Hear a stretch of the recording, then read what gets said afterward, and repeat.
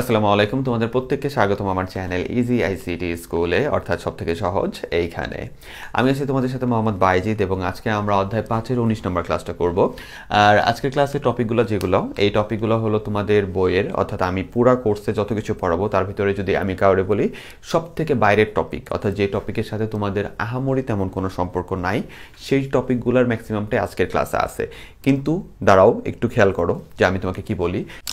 এই দুইটা জিনিস তোমাকে শিখতে হবে, ঠিক আছে? আমি পাওমেদ বলছি বলে আবার তুমি ক্লাসে যা পাওমেদ বলে লাভ হয়ে ওঠো না, ঠিক আছে? এটা ছোট ধরনের কিছু আমাদের এক্সপ্রেশনাল ম্যাথ যেটা আর কি, ঠিক আছে, সি এর ভিতরে। তো এটা ছোট্ট 2 মার্কের জন্য, আর এটাও 1-2 মার্কের জন্য আসে, এটাও 1-2 মার্কের জন্য আসে। এই দুইটা একটু দেখবা। আর এই টপিকটা এটা তোমাদের টিচার এবং তুমি সাধারণত তেমন আহামরি এটা সম্পর্কে তুমি জানতে পারবে না, তবে এই দুটো তোমার জন্য জানাটা খুবই দরকারি, ঠিক আছে? তো তুমি যদি অতিরিক্ত দুর্বল হও বা তুমি যদি চাও যে এটা স্কিপ করবা, এটা তোমার ব্যাপার, এটা স্কিপ করবা তোমার ব্যাপার, ঠিক আছে? কারণ এটা সি এর সব থেকে লেস ইম্পর্টেন্ট টপিকগুলোর ভিতরে পড়ে, কিন্তু বোর্ড কোশ্চেনের জন্য একটা রিস্কি জায়গা হলো ও, ঠিক আছে? বোর্ড কোশ্চেনের জন্য একটা রিস্কি জায়গা ও 4 মার্কের জন্য। এটাকে নেস্টেড লুপ বলে বা প্যাটার্ন কোড বলে। প্যাটার্ন কোড ও একটা বোর্ড কোশ্চেনের জন্য রিস্কি টপিক। সো এটাও শিক্ষাটা তোমার জন্য ভালো, কিন্তু এইটা তোমার জন্য জাস্ট ছেড়ে দিলাম। তবে আগেই আমি তোমাকে বলে নিচ্ছি যে আমি তোমাদের এতদিন ধরে যা পড়াইছি, যত ক্লিয়ার করে পড়াইছি, এই টপিকটা তুমি অত ক্লিয়ারভাবে বুঝতে পারবা না। তার কারণটা হলো এই টপিকের ভিতরে এমনও কিছু আছে, যেমন এই যে অবজেক্ট ওরিয়েন্টেড প্রোগ্রামিং। আমাদের মতো, আমি তো বিএসসি পাস করছি, আলহামদুলিল্লাহ বিএসসি ইঞ্জিনিয়ার, অথবা সামনে আরও পড়বো, এমএসসি পড়বো, আরও বড় ইঞ্জিনিয়ার হব, ঠিক আছে? তো এই যে আমাদের লেভেলের স্টুডেন্ট বা অনেক স্টুডেন্ট, আমাদের তো শেষ, তো এই বিএসসি পড়ার সময় 4 বছর পড়াশোনার সময় এমনও ইঞ্জিনিয়ারিং লাইনের স্টুডেন্ট আছে যাদের ভিতরে এমনও স্টুডেন্ট 2 বছর ধরে ইঞ্জিনিয়ারিং পড়তেছে, তাও এই অবজেক্ট ওরিয়েন্টেড প্রোগ্রামিং সম্পর্কে তার ভালো জ্ঞান নেই, অর্থাৎ সে নিজেই বুঝতেছে না আসলে কী শিখতেছে। তাহলে চিন্তা করে দেখো, এরকম টপিক সম্পর্কে তোমার বইতে অল্প একটু লিখছে, এই অল্প একটু লেখার কারণে অনেক টিচারই এটা ক্লাসে বোঝানোর চেষ্টা করে, অ্যান্ড পোলাপান ওই ক্লাসে পাগল হয়ে যায়। কিন্তু কথা হলো, এই জিনিসটা এত বড় একটা জিনিস, মহাসাগরের সমান, যেটা তোমাকে আমি যতই বলি না কেন অল্প কথায় তুমি বুঝতে পারবা না, ঠিক আছে? তাহলে আমি তোমার কাছে যেটার জন্য এত কথা বলতেছি, তার কারণটা হলো যে এই টপিকটা আমি তোমাকে যতই বোঝাই না কেন একটু কঠিন লাগবে তোমার কাছে, কিন্তু তোমার বইতে যেহেতু আছে আমার বলা উচিত, তাই তুমি মোটামুটি এটা সম্পর্কে শুধু একটু আইডিয়া নিবা। কথা বোঝা আসছে? এটার সম্পর্কে তুমি কি করবে, একটু আইডিয়া নিবা, যে কখনো যদি বিপদে পড়ো, যে স্যার দিয়ে দিছে, তাহলে তুমি লিখবা। সাধারণত এটা স্যাররা অ্যাভয়েড করে, ওকে? আর এখান থেকে তুমি এটা আর এটা মাস্ট শিখবা, এটা সম্পর্কেও ভালো একটু আইডিয়া নিয়ে রাখবা, ঠিক আছে? এটা ওই আমাদের সি কোডের যেটা ফর লুপ করছিলাম না, ওইটাই ফর লুপ দিয়ে নেস্টেড লুপ করা হয়, অন্য কোনো এটার ভিতর নেয় না। সো এটা একটু দেখবা। তাহলে চলো ক্লাসটা শুরু করি। Program design model. Program design মডেলটা কি? সেটা হলো প্রোগ্রামের গঠনরীতি, অর্থাৎ প্রোগ্রামের গঠনরীতি ভালো করে বুঝো। তুমি শুধু শিখছো কোনটা? সি ভাষা। তো এই একটাই ভাষা আছে দুনিয়ায়? না, আমি তো তোমাকে প্রথমের দিকে ক্লাসে বলছি কি, যে আমাদের বিভিন্ন রকম কাজের জন্য বিভিন্ন রকম ভাষা আছে। তুমি ওইখান থেকে সিটারে শিখছো, তোমার ম্যাথ করার জন্য অন্য কোনো প্রোগ্রামিং ভাষা আছে। তারপরে তোমার হলো ধরো জৈবিক কোনো কাজ করার জন্য, যেমন ওই কেমিক্যাল টাইপের কাজ করার জন্য ওইটার জন্য ল্যাঙ্গুয়েজ আছে। তারপরে হলো পারমাণবিক বিদ্যা, রকেট সায়েন্স, এগুলোর জন্য বিশেষ কাজ করার জন্য বিশেষ তোমার ল্যাঙ্গুয়েজ আছে, ঠিক আছে? তোমার তারপরে যারা সায়েন্সে পড়ো তারা বুঝবা যে লগারিদমের যে ম্যাথ আছে, ক্যালকুলাস আছে, ওগুলোর জন্য আলাদা আছে, ডাটাবেজের জন্য আলাদা ভাষা আছে, কম্পিউটার নিজস্ব অপারেটিংয়ের জন্য আলাদা ভাষা আছে। তো বিভিন্ন রকম ভাষা আছে। ওইখান থেকে আমরা শুধু শিখছি হলো সিটা, ঠিক আছে? এখন কথা হলো, আমরা এই যে এত রকমের যে ভাষাগুলো আছে, আমরা এই বিভিন্ন রকম ভাষা কতগুলো বলে ফেললাম আমি, তাই না? তো এদের ভিতরে কমন বৈশিষ্ট্য দিয়ে আমরা 4টা ভাগ করতে পারি এই সকল ভাষাগুলোকে। মানে কম্পিউটারের এই যে আমরা যে ল্যাঙ্গুয়েজটা শিখলাম সি ভাষা, এরকম তো আরও অনেক ভাষা আছে, ঠিক আছে? আমি অনেকগুলো নাম এখানে লিখছি, এরকম অনেক ভাষা আছে। তাহলে এখান থেকে আমরা কি করতে পারি? এইখান থেকে যে অনেকগুলো যে ভাষা আমাদের আছে, ওইখান থেকে এই ভাষাগুলোর তার কাজের উপর ডিপেন্ড করে, অর্থাৎ সিও যেভাবে কাজ করে এটাও কাছাকাছি ওইভাবেই কাজ করে, তাই এই দুজনের আমরা এক গ্রুপে ফেলাই দিলাম। কথা বোঝা আসছে? তো এই যে গ্রুপ করলাম, এই গ্রুপ হলো কয়টা? প্রোগ্রাম ডিজাইন মডেল, অর্থাৎ প্রোগ্রাম কিভাবে কাজ করে সেই গঠন রীতির উপর ভিত্তি করে 4টা গ্রুপ আমরা পাইছি, কথা বুঝে আসছে? যে আমরা এই যে প্রত্যেকটা প্রোগ্রামিং ভাষা মানে প্রত্যেকেই বিভিন্ন রকম প্রোগ্রাম অথবা সমস্যা সমাধান মানে করতে পারে। তো এরা যে সমস্যা সমাধান করে এদের কাজের স্টাইলের উপর ডিপেন্ড করে আমরা কয়টা গ্রুপ পাইছি? 4টা গ্রুপ পাইছি। প্রথমটা হলো স্ট্রাকচার্ড প্রোগ্রামিং। স্ট্রাকচার্ড প্রোগ্রামিংটা কি? তাহলে প্রোগ্রাম ডিজাইন মডেলটা কি? প্রোগ্রামের গঠন রীতি, অর্থাৎ প্রোগ্রাম কিভাবে কাজ করে তার গঠনটা এটা। এবং এটা কয় ধরনের? এটা হলো 4টা আমরা গ্রুপ পাইছি। এখন এই 4টা গ্রুপের ভিতরে আমরা দেখব যে স্ট্রাকচার প্রোগ্রামিংটা কোন মানে প্রোগ্রামিং ভাষার, সি হোক, অন্য কোনো প্রোগ্রামিং ভাষা হোক, প্যাসকেল হোক বা ভিজুয়াল হোক, ঠিক আছে? তো প্রোগ্রামিং ভাষা ও কিভাবে কাজ করে বা ও কোন কাজগুলো করার কারণে ওরে আমরা এই স্ট্রাকচার্ড প্রোগ্রামিং গ্রুপে ফেলাইছি। দেখো এই যে এরা সবাই হলো স্ট্রাকচার প্রোগ্রামিং, ঠিক আছে? স্ট্রাকচার্ড প্রোগ্রামিং এরা সবাই স্ট্রাকচার্ড প্রোগ্রামিং ভিতরে মানে এই গ্রুপটার ভিতরে কেন পড়লো সেটা হলো আমাদের কথা। তাহলে এই গ্রুপের কিছু কমন বৈশিষ্ট্য আছে যার কারণে এরা সবাই কি করছে? এর ভিতরে পড়ছে। তাহলে স্ট্রাকচার প্রোগ্রামিং এর আমাদের কমন বৈশিষ্ট্যগুলো জানতে হবে। সেটা হলো কি? স্ট্রাকচার প্রোগ্রামিংটা হলো আমরা এখানে কিছু গঠন, ঠিক আছে, কিছু কাঠামোর মাধ্যমে আমরা কি করতে পারি? এই প্রোগ্রামিং ভাষাটা সমাধান করার চেষ্টা করি। এখন কথা হলো কাঠামোর মাধ্যমে কি বলতে কি বোঝায়? যেমন হলো মনে করো যে আমরা এখানে আগে প্রবলেমটা একটু সলভ করার জন্য কিছু ডিজাইন করি বা একটু অ্যালগোরিদম ফ্লোচার্ট করতে পারি বা এক নির্দিষ্ট সিরিয়াল তৈরি করতে পারি যে এইভাবে প্রোগ্রামটা সলভ হবে, ঠিক আছে? তো এই ধরনের ছোটোখাটো সিরিয়াল করা, ডিজাইন করা, এই ধরনের যে কাজটা আছে এদেরকে আমরা বলি হলো কাঠামো ভিত্তিক কাজ বা স্ট্রাকচার ভিত্তিক কাজ, ঠিক আছে? আর এই জন্য এটাকে বলা হয় স্ট্রাকচার্ড প্রোগ্রামিং। তো তার মানে তুমি বুঝতেই পারলা যে সি যেহেতু ওর ভিতরে পড়ছে, সি তো স্ট্রাকচার্ড প্রোগ্রামিং, তার মানে প্যাসকেল, কিউ বেসিক বা বেসিক বা ফোরট্রান এরা প্রত্যেকেই ওই টাইপেরই কাজ করে যেখানে কি থাকে, যেখানে আমরা কি করতে পারি, যারা তুমি যখন এটা শিখবে তাহলে এটাও ওইভাবেই মানে সি যেরকমভাবে তুমি রান করাইছো একটা সিরিয়ালের মাধ্যমে, যে প্রথমে আমরা ডিক্লারেশন করি, পরে আমরা সূত্র স্টেটমেন্টের কাজ করি বা এক্সিকিউটেবলের কাজ করি, পরে সিরিয়ালে কোডটা চলে, তুমি অ্যালগরিদম ফ্লোচার্ট করছো বা কিছু ডিজাইন করছো আগে। একইভাবে তুমি যখন এটা শিখবা তখন এই সেম টাইপের ভাবেই তোমার শিখতে হবে। এই জন্য এরা সবাই কোথায় পড়ছে? স্ট্রাকচার প্রোগ্রামের ভিতরে পড়ছে। আগেই বলতেছে এই জিনিসটা শুধু তুমি কানে শুনবা, দরকার পড়লে বারবার শুনবা, আহামরি নোট করার দরকার নেই, আইডিয়া লিখে দিলে এটা মার্ক দিয়ে দেয়, ঠিক আছে? এখানে কোনো মুখস্থ বিদ্যা নাই, বুঝতে পারছো? তোমাদের বইতেও কোনো মুখস্থ টপিক দেয় না, এটা একটা আলোচনা দিছে, আলোচনাটাই তোমার জানতে হয়, আর কিছু না। তাহলে এখন কি বললাম? স্ট্রাকচার প্রোগ্রামিং এর আর কি বৈশিষ্ট্য তুমি বলতে পারো? এখানে ধরো মডিউলের মাধ্যমে কাজ হয়, মডিউল বা ফাংশনের মাধ্যমে। আমরা ওই যে সেকেন্ড ব্র্যাকেট দিয়ে ছোট ছোট ফাংশন করছিলাম, ফাংশন করি না আমরা, মেইন লেখার আগে একটা সেকেন্ড ব্র্যাকেট দিয়ে এখানে দেই, তাহলে এই ছোট ছোট যে ফাংশন সাব ফাংশন আছে এর মাধ্যমে কাজ করে। তাহলে আমরা এটার আরেকটা বৈশিষ্ট্য পাইলাম। টেস্টিং ডিবাগিংটা এখানে সহজ মোটামুটি, আরেকটা বৈশিষ্ট্য পাইলাম। তারপরে এদের ভিতরে কয় রকমের কোড দেখা যায়? সি এর ভিতরে কয় রকম কোড পাইছি? সাধারণ কোড একটা পাইছি আমরা, কি সাধারণ কোড, ওইটার নাম হলো পর্যায়ক্রমিক কোড, ঠিক আছে? যতটুকু খেয়াল পড়ে ওইটার নাম হলো পর্যায়ক্রমিক কোড বা পর্যায়ক্রমিক কাঠামো। এই স্ট্রাকচার প্রোগ্রামের ভিতরে সি এর ভিতরে তুমি কয়টা পাইছো? পর্যায়ক্রমিক কাঠামো পাইছো, তারপরে পাইছো হলো সিদ্ধান্তমূলক কাঠামো পাইছো, তারপরে চক্রাকার কাঠামো পাইছো। এখন কথা হলো বাংলা বলতেছি দেখে বুঝতেছো না, পর্যায়ক্রমিক মানে হলো সাধারণ কোডটা, যেখানে তুমি একটা বৃত্তের ক্ষেত্রফল বের করছো, উপরে ডিক্লারেশন লিখছো, পরে সূত্র লিখছো, কাজ শেষ। এটা হলো পর্যায়ক্রমিক, অর্থাৎ একটার পর আরেকটা কাজ করছো, শেষ হয়ে গেছে। তারপরে হলো তুমি পাইছো হলো কি বলে ওটারে? সিদ্ধান্তমূলক, অর্থাৎ ইফ এলস টাইপের, ইফ এটা হলে এটা হবে, এটা হলে ওইটা, অর্থাৎ কন্ডিশনের উপর নির্ভরশীল। তারপরে তুমি পাইছো কি? তারপরে তুমি পাইছো চক্রাকার, ঠিক আছে? চক্রাকার কোনটা? যেটা এখানে লুপ কাজ করছে, যে for loop, do while loop কাজ করছে। তাহলে আমাদের এই স্ট্রাকচার প্রোগ্রামিং ভিতরে কি হয়? এরকম 3টা ধরনের কাজ আমরা করে থাকি, হয় সাধারণ পর্যায়ক্রমিক, নাহলে আমরা কন্ডিশনাল কাজ করে থাকি, অথবা চক্রাকার বা লুপের কাজ করে থাকি। এই জন্য এই সি এর ভিতরে এই 3 রকমের কাজ করা যাবে, এদের ভিতরেও এই 3 রকমের কাঠামোর কাজ আমরা পেয়ে থাকবো, বুঝতে পারছো? তাহলে এই সাধারণ বৈশিষ্ট্যগুলোর কারণে, সাধারণ এই সকল যে বৈশিষ্ট্যগুলো বললাম, বা এখানে আরো বৈশিষ্ট্য তুমি বলতে পারো, ওই যে লোকাল আর গ্লোবাল ভেরিয়েবল বলছো, তুমি উপরে ডিক্লেয়ার করলে এটা এক একটা ফাংশনের ভিতরে সবার ভিতরে যেটা আলাদা আলাদা গমন করতে পারে, ঠিক আছে? ওই সবার ভিতরে যেটা আলাদা আলাদা ভেরিয়েবল থাকে ওইটার আমরা কি বলি? আলাদা আলাদা, যেটা একজনের জন্য নির্দিষ্ট, ঠিক আছে? সবার জন্য যেটা নির্দিষ্ট ওইটার আমরা বলছি কি? গ্লোবাল। আর একজনের জন্য আলাদা, ওইটা আরেক জায়গায় আবার আলাদা, ওইটার আমরা বলছি লোকাল।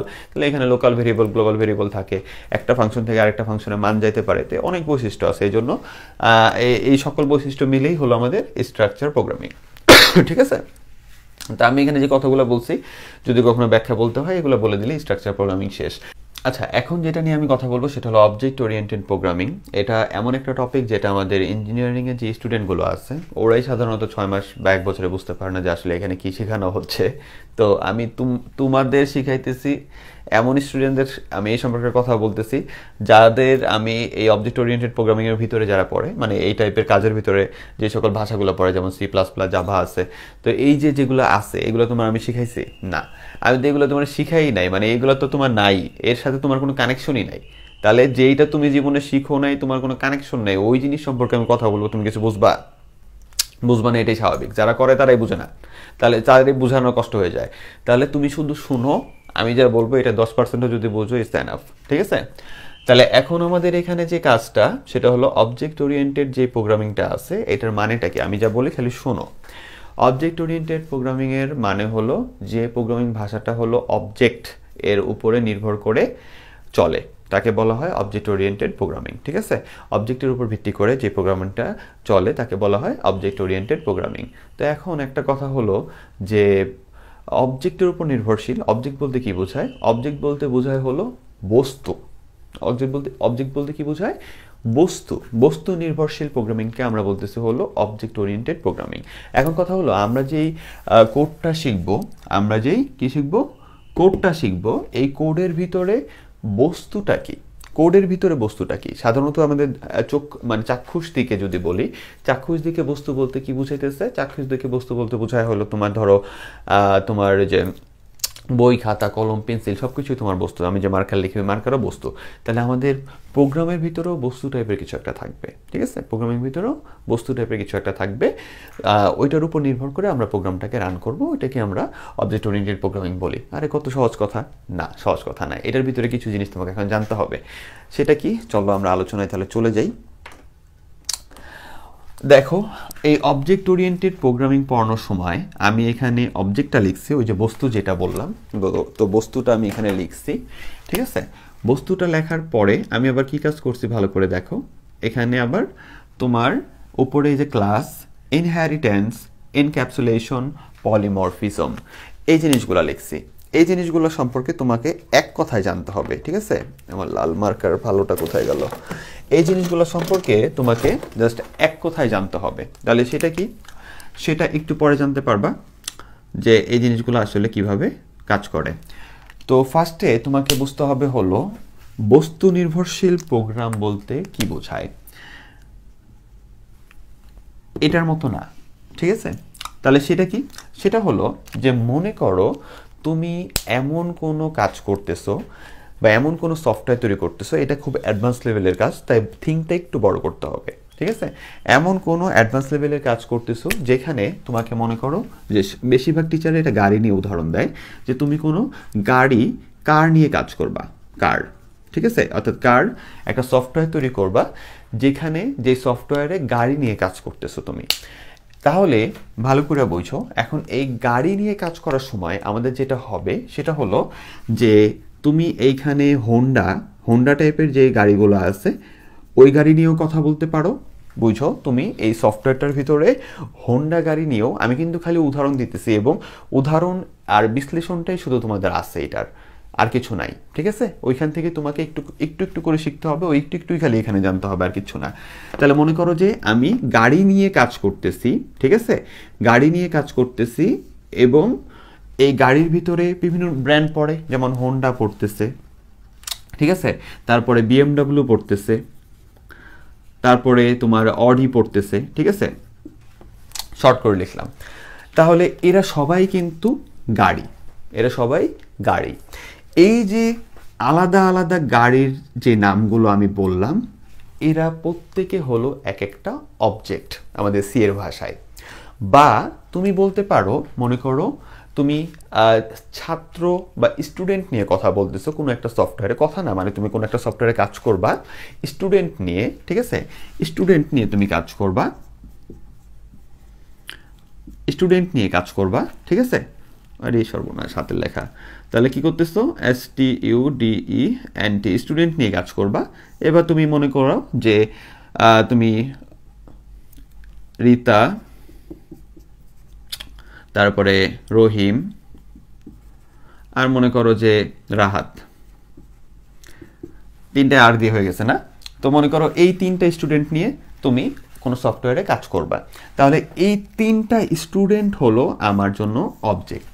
ঠিক আছে, তাহলে ভালো করে বুঝছো, এই তিনজন স্টুডেন্ট অবজেক্ট। তাহলে অবজেক্টটা আমরা কিভাবে এই কোড করার সময় অবজেক্টটারে কিভাবে মার্ক করি? অবজেক্ট হলো সেই জিনিস যার প্রপার্টি আছে এবং মডিউল বা এটা কাজ আছে আর কি। ঠিক আছে, তাহলে এখানে ধরো আমি রাহাতকে স্টুডেন্ট বলছি, রাহাতের কিছু প্রপার্টি অবশ্যই আছে, যে তার হাত আছে, পা আছে, সে এতটা মেধাবী বা এতটা মেধাবী না।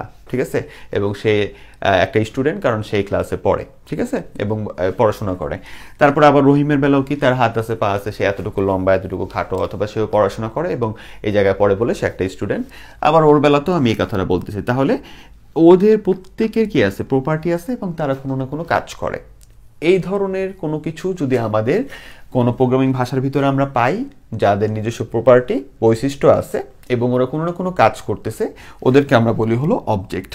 ঠিক আছে, তাহলে এখানে কিন্তু আমরা ভেরিয়েবল নিয়ে কাজ করছি, আমরা এখানেও ভেরিয়েবল নিয়ে কাজ করব, কিন্তু এদের বিশেষ কিছু তোমার আরেকটু হ্যাবিফুল কিছু থাকবে, অর্থাৎ ওদের নিজের কিছু বৈশিষ্ট্য থাকবে, আর কি থাকবে, কাজ থাকবে। ঠিক আছে, তার মানে এরা এইখানের চাইতে এরা আরও কি, আরও হ্যাভি এবং পাওয়ারফুল জিনিস। এরা কোন সেক্টরে কাজ করে? এরা আরও বড় ধরনের সফটওয়্যার তৈরি, হাজার হাজার লাইনের যে সফটওয়্যার আমরা তৈরি করি সেখানে কাজ করে। সেক্টরটা একটু পরে বলবো। ঠিক আছে, তো সেখানে এদের দিয়ে আমরা কাজ করতে পারি। তাহলে একইভাবে আমাদের এইখানে তোমার হোন্ডার, বিএমডাব্লিউ, অডি যেটা, ঠিক আছে, এরা কেন তোমার হইলো, অবজেক্ট হইলো? কারণ এদের প্রত্যেকেই তোমার কি, এরা প্রত্যেকেই হলো তোমার গাড়ি। ঠিক আছে, কিন্তু এক একজন এক এক ব্র্যান্ডের, কিন্তু প্রত্যেকজনের নিজস্ব বৈশিষ্ট্য এবং কাজ আছে। আর এখন কথা হলো, আমি কিন্তু এখানে কার বলে এখানে কিন্তু নেই নাই যে বুলবুলি পাখি, বিএমডাব্লিউ, আর এখানে কিন্তু নেই নাই যে ভাত। মোটামুটি একই ক্যাটাগরির জিনিস নিছি, কিন্তু প্রত্যেকের আলাদা আলাদা কি আছে, বৈশিষ্ট্য আছে। ঠিক আছে, তার মানে তোমাকে এইটুকু বুঝতে হবে যে আমরা যখন এই অবজেক্ট ওরিয়েন্টেড প্রোগ্রামিংয়ের ভিতরে কোনো কাজ করি, তখন আমরা যে অবজেক্টগুলো নিই তারা থাকে মোটামুটি কাছাকাছি। ঠিক আছে, এবার কাছাকাছি কোন সেক্টরে থাকে, কোন সেক্টরে বুঝছো, সেটা হলো এই যে আমরা গাড়ি নামের একজনকে যে বললাম এখানে তুমি হলা গাড়ি, আর এই যে আমি এখানে যে বললাম তুমি হলা স্টুডেন্ট, তারপরে ওর ভিতরে এরা যে থাকলো, এই জিনিসটার নাম হলো ক্লাস। এটার নাম হলো কি, ক্লাস। ঠিক আছে, ক্লাস, এখানে ক্লাস বলতে বোঝায় হলো একটা বিশেষ শ্রেণী। বুঝছো? তার মানে অবজেক্ট ওরিয়েন্টেড প্রোগ্রামিং এর মূল থিমটা, তোমাকে যদি কখনো ক্লাসে তোমার টিচার এটা নিয়ে কথা বলে, 100 জন স্টুডেন্টের ভিতরে আমি তোমার কথা দিলাম, মানে একবার কথা দেওয়া তো ঠিক না, জাস্ট আমি তোমাকে বললাম যে 100 জন স্টুডেন্টের ভিতরে সর্বোচ্চ 1 থেকে 2 জন এটা বুঝতে পারবে। এখন তুমি যদি একটু জানা থাকে আগে থেকে, তোমরা যদি এরকম কোনো কলেজে পড়ো যেখানে এটা নিয়ে আলোচনা করে, এটা খুব বাইরের এবং হাই লেভেলের টপিক, এটা নিয়ে পড়াই না ম্যাক্সিমাম কলেজে, তো তুমি যদি ক্লাসে একটু স্যারের সাথে রেসপন্স করো, স্যার নিজে অবাক হয়ে যাবে যে কীভাবে সম্ভব এটা, যে এই স্টুডেন্ট কীভাবে এটা নিয়ে কথা বলতেছে। ঠিক আছে, তো ওই জিনিসটা তুমি আমার থেকে পাচ্ছ, বুঝছো? তাহলে আমি কি বলতেছি যে এই জিনিসটাকে বলা হয় কি, ক্লাস। এটাকে কি বলা হয়, ক্লাস। তাহলে ক্লাস মানে একটা শ্রেণী, ওই শ্রেণীর ভিতরে আমরা এটার উপর বা এটার সাথে অ্যাডজাস্টেবল বিভিন্ন অবজেক্টকে রাখতে পারি। বুঝতে পারছো? তার মানে আমি যদি বলি যে স্টুডেন্ট, ছাত্র, ছাত্র একটা কি শ্রেণী, মানে একটা ক্যাটাগরির নাম। এইবার আমি ওইটার ভিতর রহিম, করিম, তারপরে তোমার সাকিব সবাই রাখতে পারি, কারণ সবাই স্টুডেন্ট। ঠিক আছে, সবাই স্টুডেন্ট, সবাই স্টুডেন্ট বলেই কোন ক্যাটাগরিতে ঢুকছে, স্টুডেন্ট ক্যাটাগরিতে যা ঢুকছে। তাহলে আমরা অবজেক্ট ওরিয়েন্টেড প্রোগ্রামিংয়ে অনেক রকমের অবজেক্ট নিয়ে কাজ করব, কিন্তু যারা এক টাইপের, তাদের সবাইকে নিয়ে কোথায় রাখবো, একটা ক্লাসের ভিতরে রাখবো। ঠিক আছে, তাহলে আমরা অবজেক্ট ওরিয়েন্টেড প্রোগ্রামিং ভিতরে অবজেক্ট কারা, যার বিশেষ কি আছে, তোমার কাজ আছে এবং কি আছে, বিশেষ তোমার বৈশিষ্ট্য আছে, তাদেরকে আমরা অবজেক্ট বলছি। আর এরকম অবজেক্টগুলো যখন এক ধাঁচের অনেকগুলো হবে, তাদের সবাইকে নিয়ে আমরা কোথায় রাখবো, একটা ক্লাসের ভিতরে রাখবো। ঠিক আছে, তাহলে এটার নামটা কি, এটা হলো আমাদের ক্লাস, আর এগুলো হলো আমার সেই অবজেক্ট। ঠিক আছে, এখন কথা হলো এইভাবে কাজ করার জন্য, বা এইভাবে যদি আমরা এই থিমটার উপর, তোমার শুধু থিম বুঝতে হবে এখানে, আর কিছু না, এই থিমের উপরে কাজ করে যদি আমরা কি করি, তোমার কোড রান করি, মানে কোড সাজাই, তাহলে সুবিধাটা কি হয়? সুবিধাটা হলো আমরা ওই কোডের ভিতরে, আমরা যেমন এখানে যেমন কোড লিখছি না, আমার ওই যে বিভিন্ন এই যে সেকেন্ড ব্র্যাকেট দিয়ে যে কোড করা শুরু করছিলাম না, কার জন্য, যে এটার জন্য, একইভাবে আমরা ওই অবজেক্ট ওরিয়েন্টেড প্রোগ্রামিং এর ক্ষেত্রে যেটা হয়, যে অবজেক্ট ওরিয়েন্টেড প্রোগ্রামিংয়েও আমরা যখন কোড লেখা শুরু করি, ঠিক আছে?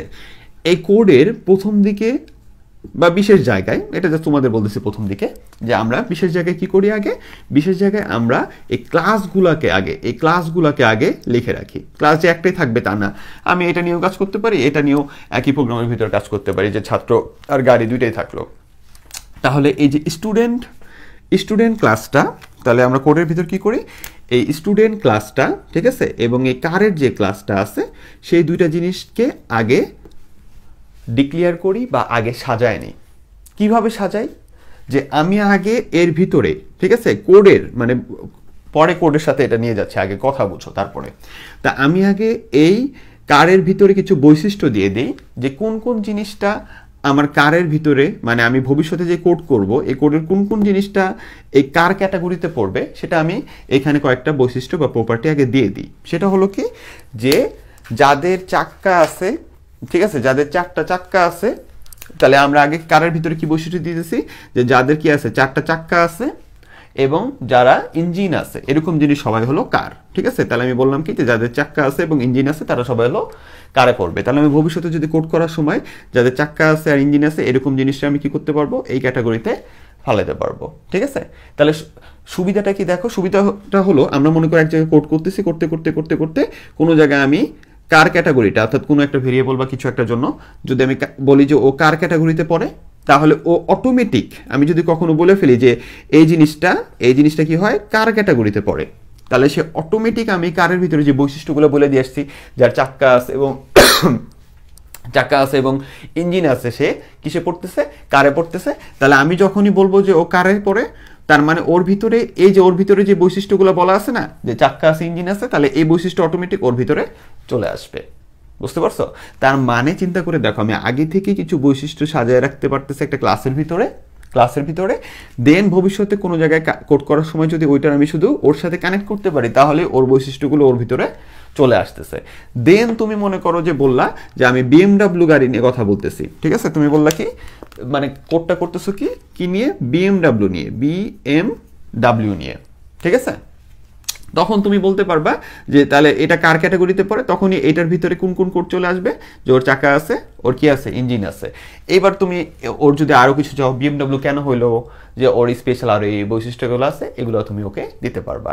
তাহলে এইটাকে বলা হয় প্যারেন্ট ক্লাস। ঠিক আছে, অর্থাৎ এইরকম ক্লাস বর্ণনা করলে তখন ভবিষ্যতে কোডের কোনো একটা অংশকে ওর সাথে কানেক্ট করতে পারলেই এইখানে যে বৈশিষ্ট্যগুলো আগে বলা আছে ওইগুলোও এই জিনিসের ভিতরে চলে আসে অটোমেটিক। ঠিক আছে, আর অটোমেটিক চলে আসলে আমাদের কোডের ক্ষেত্রে ওই বিশাল কোড যে করব তার ভিতরে অনেক কাজই আমাদের কি হয়ে যায়, আগে থেকে সাজানো থাকে বলে এগুলা তোমার এই চলে আসতেছে, যে এখান থেকে ও পাচ্ছে, যে এই পাওয়ার মাধ্যমে আমাদের অনেক বৈশিষ্ট্য। দেখো এখানে যদি আমি 10টা বৈশিষ্ট্য বলতাম, কোন বৈশিষ্ট্য বলছে, এই যে ওদের ভিতরে অ্যাডজাস্টেবল, অর্থাৎ ওদের সবার ভিতরে কমন যে জিনিস, ওইটাই কিন্তু এখানে আগে বলে রাখছি। তাহলে আমি যখন ওরে নিয়ে কাজ করব, ওরে শুধু ওর সাথে কানেক্ট করে দিলেই এখানে 10টা বৈশিষ্ট্য ও পেয়ে যাবে। আবার যখন ওরে নিয়ে কাজ করব, তখন ওরে কোনোভাবে ওর সাথে কানেক্ট করে দিলেই ওই 10টা বৈশিষ্ট্য ও পেয়ে যাবে। ওরে নিয়ে কাজ করব, ওর সাথে কানেক্ট করে দিলেই ওই 10টা বৈশিষ্ট্য ও পেয়ে যাবে। এরপরে তুমি অডিডি স্পেশাল আবার বৈশিষ্ট্য, আলাদা বৈশিষ্ট্য লিখতে পারো, BMW আলাদা বৈশিষ্ট্য, ওই 10 জনের সাথে আবার 11-12 করে যোগ করতে পারলা। দেন তোমার এখানে কি বলছিলাম, হোন্ডার সাথেও তুমি কি করতে পারলা, এই 10টা বৈশিষ্ট্য পাইলো। দেন আবার তুমি এক্সট্রা কিছু বলতে চাইলে বললা। তার মানে এদের আলাদা বৈশিষ্ট্যগুলোও তুমি করে রাখতে পারতেছো, আর একটা কথার মাধ্যমে একবারে অনেকগুলো বৈশিষ্ট্য তার ভিতর ইনপুট করাই দিতে পারতেছো। এই যে বড় একটা থিম আমি তোমারে বুঝাইলাম, এই থিমটাকেই বলা হয় অবজেক্ট ওরিয়েন্টেড প্রোগ্রামিং। অর্থাৎ এখানে অবজেক্টগুলো বেস করে, যে এক একটা অবজেক্টকে ধরে ধরে আমরা কাজ করি, এবং এদেরকে ধরে কাজ করার জন্য আমার একটা কি লাগে, ক্লাস লাগে। ঠিক আছে, একটা কোডের ভিতরে এরকম অনেকগুলো ক্লাস থাকতে পারে।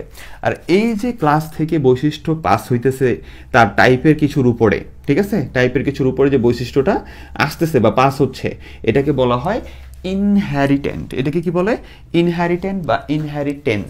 অর্থাৎ এটা হলে তোমার সব টিচার এইভাবে বলে যে বাবার সম্পত্তি সন্তান যেভাবে পায়, ঠিক আছে, তেমনই এই যে ক্লাসের বৈশিষ্ট্য যে অবজেক্ট পাচ্ছে, ঠিক আছে, এই একটা প্যারেন্টাল ক্লাস থেকে যে তার নিচের ছোট ছোট যে গ্রুপগুলো আছে, ফাংশনাল যে ছোট ছোট জায়গাগুলো আছে, ওরা যে বৈশিষ্ট্যগুলো পাচ্ছে, এটাকে বলা হয় ইনহেরিটেন্স। তাহলে তোমাকে যদি কোনো টিচার বলে যে ইনহেরিটেন্স কি সহজ কথায়, তাহলে তুমি বলবা যে যেইভাবে এই ক্লাস দিয়ে বলতে একটু কষ্ট হয়ে যাবে, যে স্যার বাবার সম্পত্তি যেমন আমাদের কি পায়, তোমার এই যে সন্তান পায়, একইভাবে আমাদের হলো এই ক্লাস থেকে তার পরবর্তী নিচে ছোট ছোট আমাদের ফাংশনাল বা আমাদের অবজেক্ট টাইপের জিনিসগুলোর যেই তথ্য পাওয়ার যে প্রক্রিয়াটা বা বৈশিষ্ট্য পাওয়ার প্রক্রিয়া, এটাকে আমরা বলি হলো তোমার ইনহেরিটেন্স। ঠিক আছে, আমার এইখানের অনেক কথার সাথে তুমি ভবিষ্যতে যে যদি এটা সম্পর্কে আরও জানো একটু বেমিল পাবা, একটু, তার কারণটা হলো আমি তোমাদের জন্য যতটুকু মডিফাই করা যায় ওইভাবে তোমাকে পড়াচ্ছি। ঠিক আছে, তাহলে এটাকে আমরা বলি ইনহেরিটেন্স, কিন্তু ইন্টারমিডিয়েটের জন্য ঠিক আছে, সমস্যা নেই।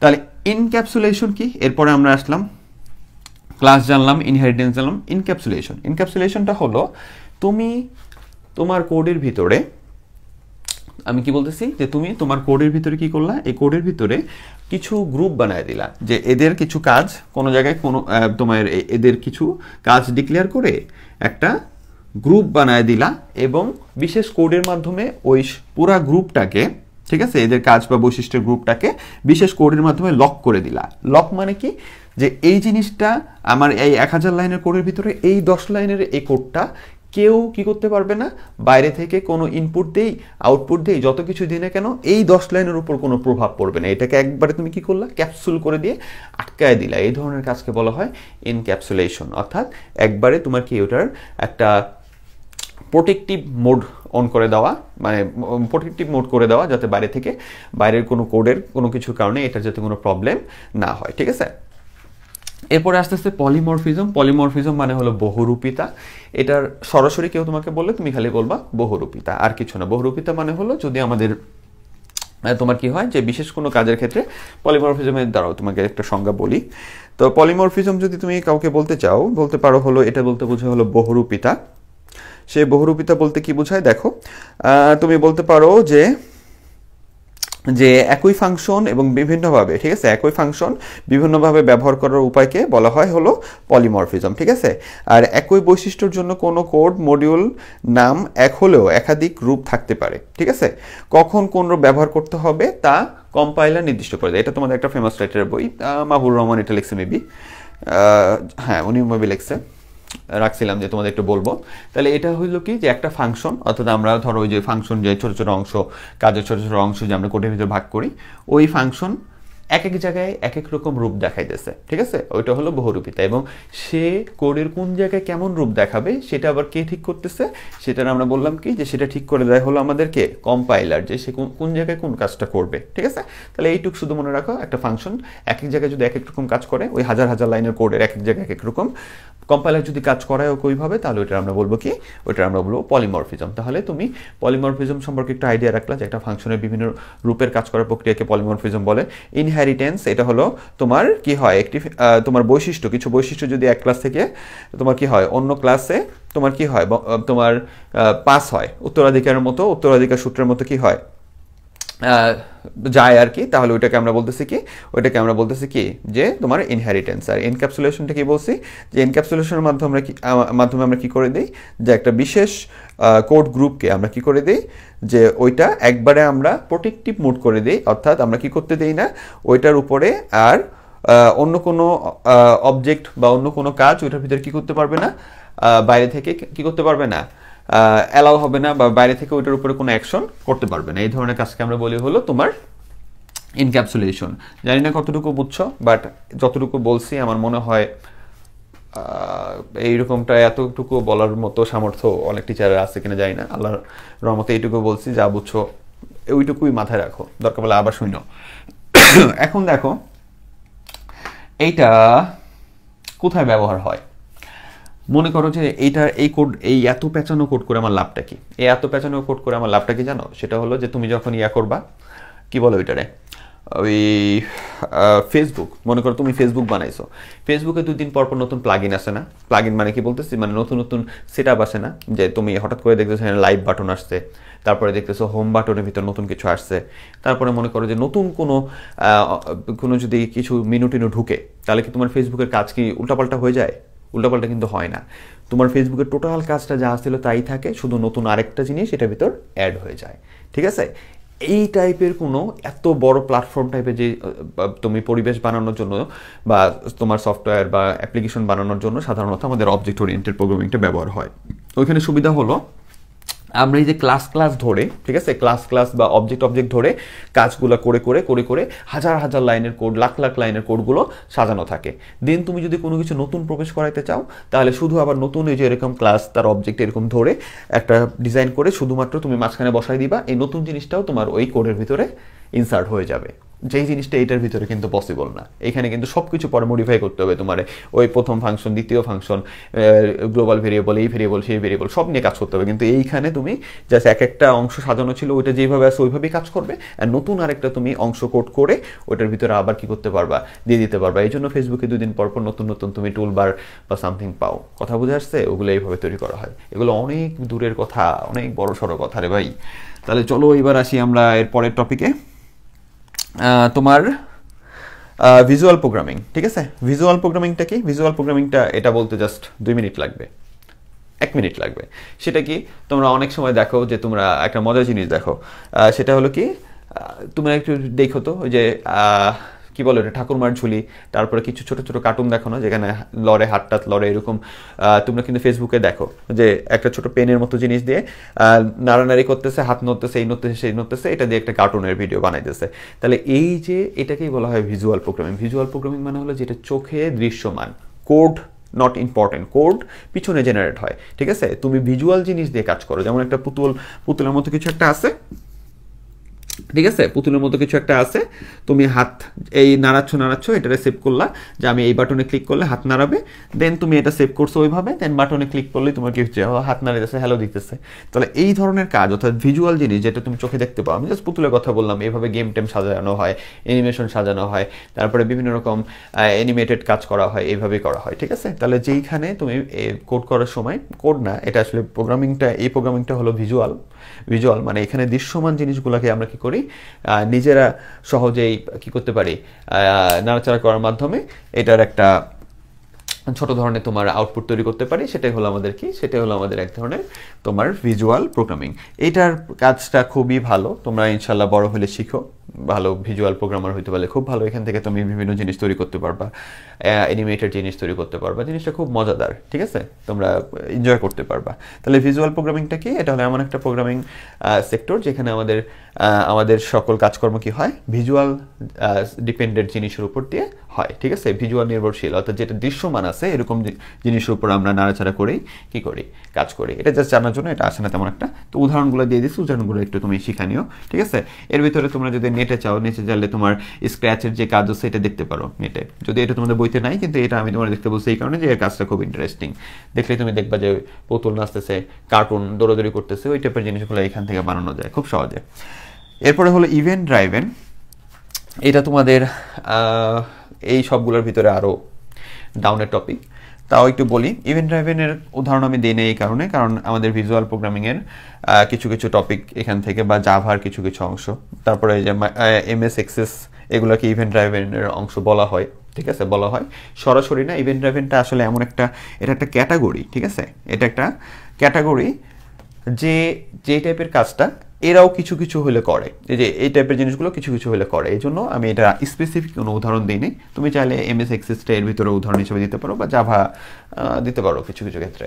ঠিক আছে, তো এখন কথা হলো এটা কি, ইভেন্ট ড্রাইভেনটা হলো যেটা তোমার ইভেন্ট, অর্থাৎ একটা ঘটনা একবারে ইনস্ট্যান্ট কোনো ঘটনার উপর নির্ভর করে হচ্ছে। এখন এটা কেমন, যেমন তোমার একটা ইভেন্ট, অর্থাৎ ইভেন্ট ক্রিয়েট করা, আমরা বলি না ইভেন্ট ক্রিয়েট করো, একটা কাজ ক্রিয়েট করো, এরকম কোনো কাজ। যেমন মনে করো যে মাউসে ক্লিক করলা আর কিছু একটা হইলো, তাহলে এটা একটা ইভেন্ট ড্রাইভেন প্রোগ্রাম। ঠিক আছে, তারপরে মনে করো তুমি কিবোর্ডে কিছু ক্লিক করলা আর ক্লিকের সাথে কিছু একটা ঘটলো, এটাকে আমরা বলি ইভেন্ট ড্রাইভেন প্রোগ্রাম, এই টাইপের জিনিসগুলো। বা মনে করো তুমি যখন MS ওয়ার্ড চালু করো, MS ওয়ার্ড চালু করলে দেখো যে সকল টুলবার উপরে আছে, লেখার সাইজ বড় করো, এই করো সেই করো, কালার চেঞ্জ করো, এই করো সেই করো, কিন্তু যতক্ষণ পর্যন্ত তুমি ক্লিক না করতেছো ততক্ষণ পর্যন্ত কিন্তু ওটা রান করে না। তুমি যখনই কোনো কিছু ক্লিক করো সাথে তোমার কি দেখায়, রেজাল্ট দেখায়। তার মানে ইভেন্ট ড্রাইভেন প্রোগ্রাম হলো এমন একটা প্রোগ্রাম সিস্টেম যেখানে একসাথে পুরো ফাংশনে যত কিছু আছে সব কিন্তু রান করে না, শুধুমাত্র যেটা প্রয়োজনীয়, যেটার উপর তুমি কাজ করো, ঠিক আছে, ওই জিনিসটাই তোমার এখানে একবার ইনস্ট্যান্ট ঘটে, এবং এটা দিয়ে আমরা বলি ইভেন্ট ড্রাইভেন প্রোগ্রাম। এই জিনিসটা সম্পর্কে কোনো জায়গায় তেমন একটা আলোচনা নাই। আমি আমার যতটুকু ক্ষুদ্র জ্ঞান সেটা দিয়ে চেষ্টা করছি, ভুল হলে অবশ্যই আমি ক্ষমা প্রার্থী, তবে এরকমটাই জিনিসটা। ঠিক আছে, তাহলে এবার চলো আমরা এই আমাদের ফাইনাল টপিকগুলো যাই, এবং এটাই একটু মনোযোগ ভালোভাবে দিও। এখন আমরা যেটা পড়বো সেটা হলো লাইব্রেরি ফাংশন। একটু কথাটা বুঝো যে লাইব্রেরি ফাংশনটা কি, এটা আমরা ক্লিয়ার হব। তার আগে তোমাকে একটু জানতে হবে ফাংশনটা কি। এটা এখন বর্তমানের এই টপিকটা একটু কম তোমাদের বইতে আলোচনা করা আছে, এই জন্য আমি শুধু প্রয়োজনীয় টপিকটা নিছি, কিন্তু আরেকটু বলি সেটা একটু শুনো।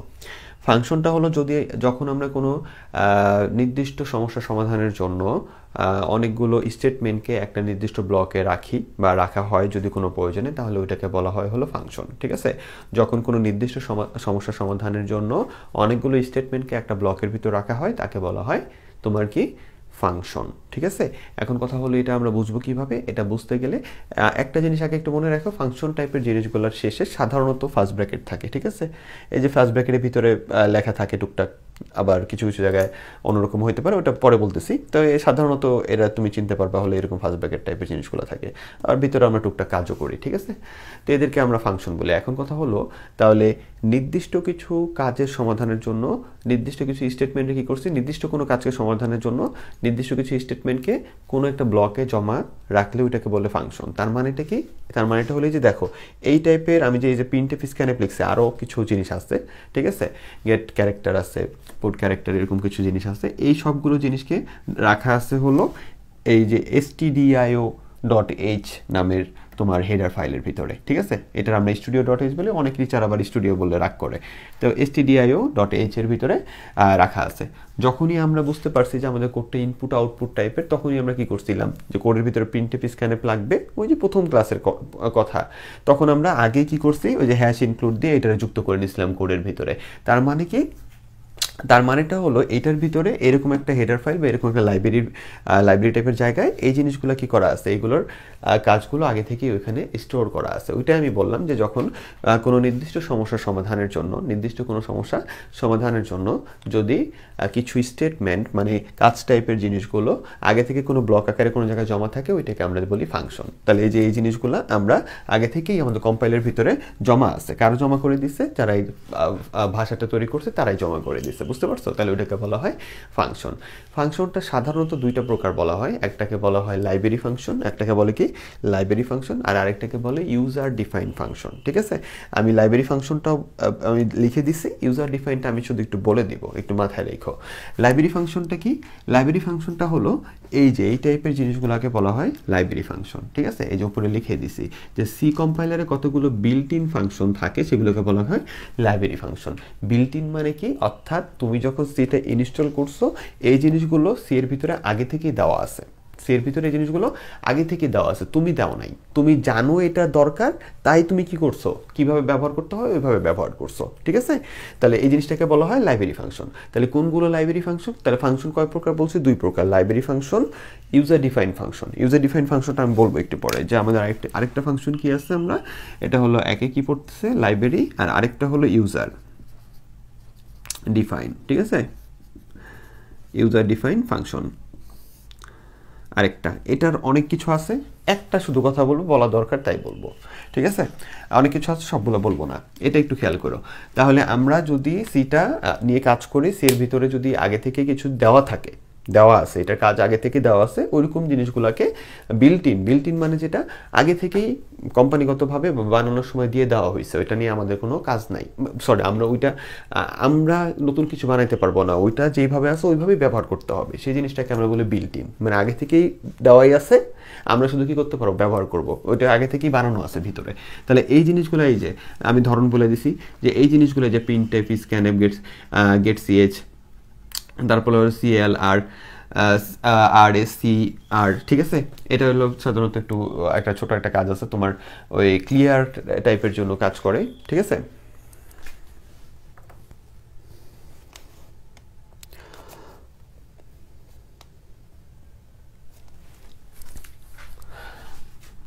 এটা হলো সাধারণত কিছু জিনিস ক্লিয়ার টাইপের কাজ করে।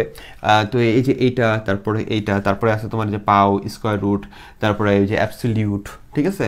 এই যে এই টাইপের জিনিসগুলা এগুলা এগুলা কোন ধরনের কাজ করে সেই জিনিসটা কিন্তু আগে থেকেই আমাদের কিসে আছে, সি এর কম্পাইলার ভিতরে বলে দেওয়া আছে। এখন কোথায় বলে দেওয়া আছে, কোনো একটা জায়গায় সাজানো আছে, সেই সাজানো যে জায়গাটায় আছে সেই জায়গাগুলো হলো এই যে হেডার ফাইলগুলো, ঠিক আছে?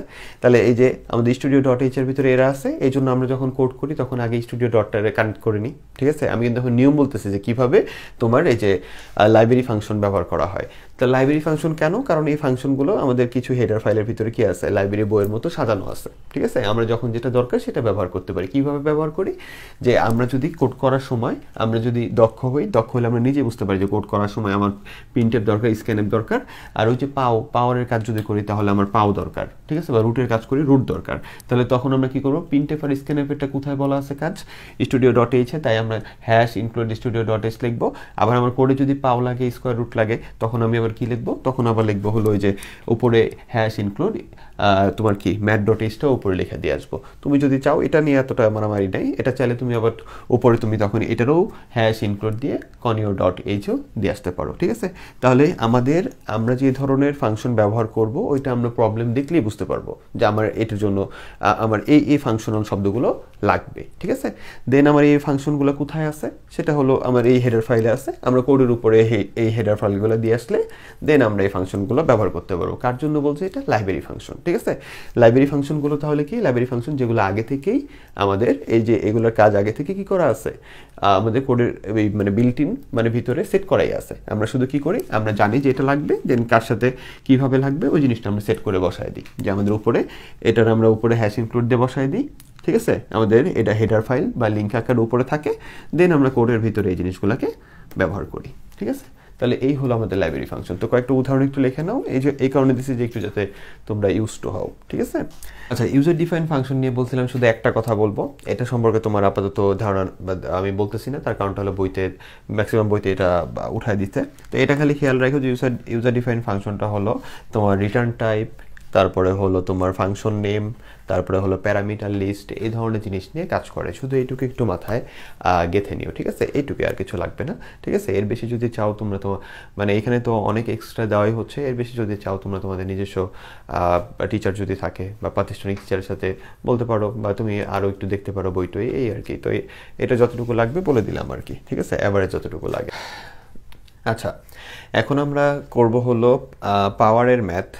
যদিও এটা পাওয়ারের ম্যাথ আসলে না, এখানে পাওয়ার ছাড়াও ম্যাথ দিতে পারে। আমি দুষ্টামি করে বলি পাওয়ার ম্যাথ ভালো লাগে, এটা আসলে এক্সপ্রেশন ম্যাথ। এখানে তোমার যোগ বিয়োগ গুণ ভাগ দিবে, তো তোমরা ওই যে ক্লাস 3-তে যেভাবে করছো ওইটাই, শুধু এখানে মাঝে মাঝে একটু পাওয়ার আর মোট টাইপের একটু জিনিস থাকে, ঠিক আছে? এটা আসলে ক্লাসে যাবার বই কেউ না, পাওয়ার ম্যাথ সারা বা চিল্লাবে, এটা এক্সপ্রেশন টাইপের ম্যাথ, ঠিক আছে?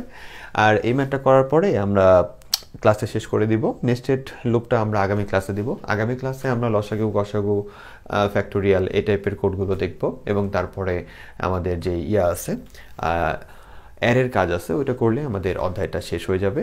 তারপরে আমরা বোর্ড কোশ্চেন করা শুরু করব। তাহলে চলো এই ম্যাথটা কীভাবে করে একটু দেখি।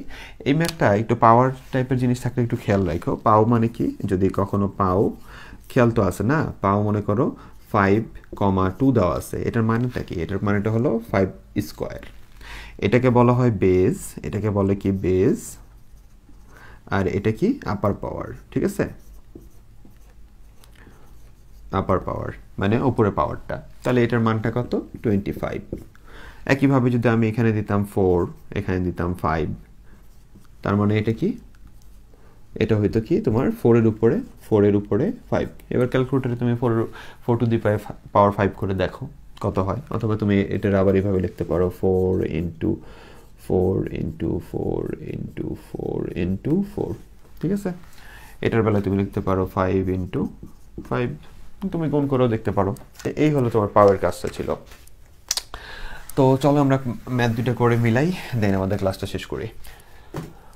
আমাদের এখানে কি আছে দেখো, এখানে আমরা কাজ করতেছি হলো পাওটা রেখে দিলাম।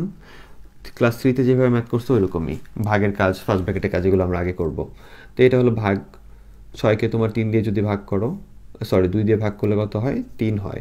প্লাস 4কে 2 দিয়ে ভাগ করলে কত হয়? 2 হয়, তাই না?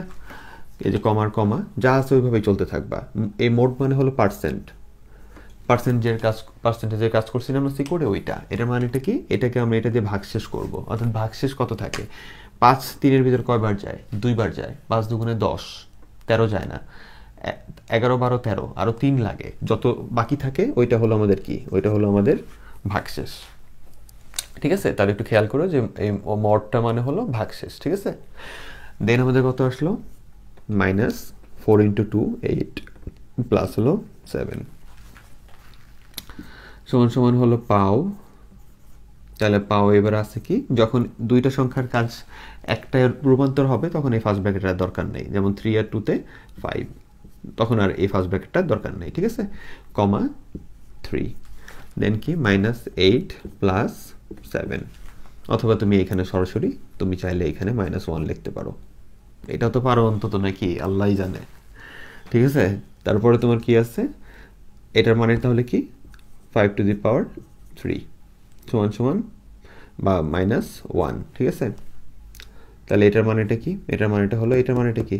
এটার মানেটা হলো তোমার 125। ক্যালকুলেটরে করে দেখো, 5 টু দি পাওয়ার 3 আর -1-এ এই যে -1, তার মানে আমাদের অ্যান্সার কত আসলো? 124। ঠিক আছে, 125 থেকে 1 বিয়োগ করলে এত আসে।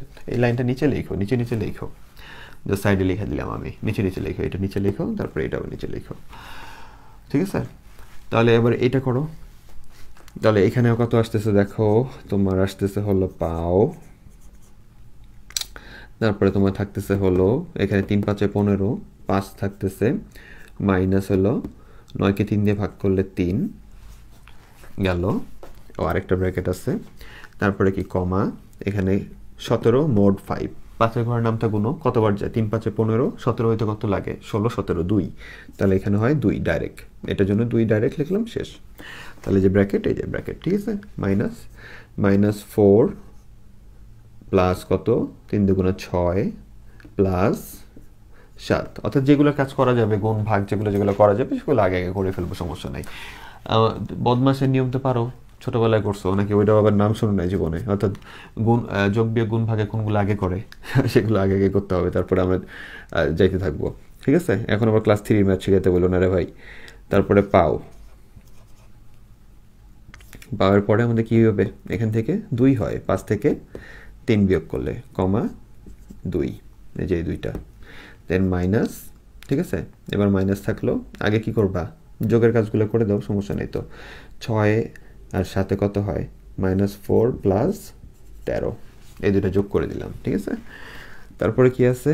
এটার মানে কত? এটার মানে হলো 2 to the power 2 -4 plus 13। 2 to the power 2 মানে কত? 4 -4 প্লাস 13 সমান সমান কত? 4 থেকে 4 বাদ দিলে কত হয়? 0। মানে এই 2টা তো বাদ, তাহলে কত থাকে? শুধু 13 থাকে। তাহলে এটাই হলো আমাদের অ্যান্সার। আর এখানে অ্যান্সার আসছে কত? এখানে আসছে হলো 124। এটাই হলো আমাদের অ্যান্সার। তো এই হলো আমাদের ম্যাথ। তো এইভাবে তুমি টুকটাক, এগুলো কিন্তু 2 মার্কের জন্য আসে প্রায় সময়, অথবা নৈমিত্তিকে ছোট একটা দিয়ে হয়, বলে এটা অ্যান্সার কত, নিচের কোনটা অ্যান্সার। তো এইভাবে তোমাকে একটু করে দেখতে হবে।